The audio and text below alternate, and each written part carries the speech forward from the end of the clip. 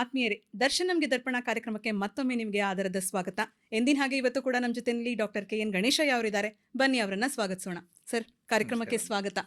ನಾವು ಕಳೆದ ಸಂಚಿಕೆಯಲ್ಲಿ ವಿಭೀಷಣನ ಧರ್ಮ ಸಂಕಟದ ಬಗ್ಗೆ ಮಾತಾಡಿದ್ವಿ. ಹೌದು. ಅದನ್ನ ಚರ್ಚೆ ಮಾಡ್ತಾ ದಶರಥನದ್ದು ಕೂಡ ಒಂದು ರೀತಿಯ ಧರ್ಮ ಸಂಕಟವೇ, ಆದ್ರೆ ಇದು ಅನಿರೀಕ್ಷಿತವಾಗಿ ಒದಗಿ ಬಂದಿದ್ದು. ವಿಭೀಷಣ ಆದ್ರೆ ತಾನಾಗೆ ಅದನ್ನ ಆಯ್ಕೆ ಮಾಡ್ಕೊಂಡ. ಇವನಿಗೆ ಬಹುಶಃ ಗೊತ್ತೇ ಇರಲಿಲ್ಲ ಈ ತರದ್ ಒಂದು ದಿನ ಬರುತ್ತೆ ಅಂತ. ತನ್ನ ಆಸೆ ಕನಸು ಎಲ್ಲವನ್ನೂ ಕೂಡ ಛಿದ್ರ ಆಗ್ತಿರೋದನ್ನ ನೋಡಿ ಅದನ್ನ ಸಹಿಸ್ಕೊಂಡು ಮುಂದುವರಿಬೇಕಾದಂತ ಒಂದು ಸಂದರ್ಭ ಒದಗಿ ಬಂತು.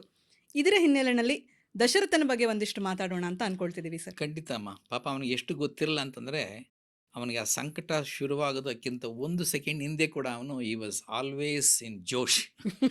ಅಷ್ಟು ಖುಷಿಯಾಗಿರ್ತಾನೆ ಪಾಪ.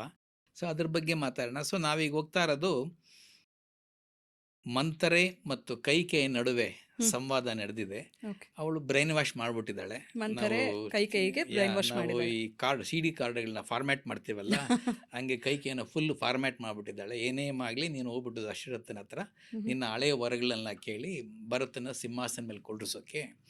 ಸೊ ಪೋದಳತ್ತಲ್ ಕುಬ್ಜೆ ದೀಕ್ಷೆಯಂ ಕೈಕೊಂಡು ಹಠಮೂರ್ತಿಯಾಗೀಕೆ ಪೊಕ್ಕಳ ಕೋಪಗೃಹಂ.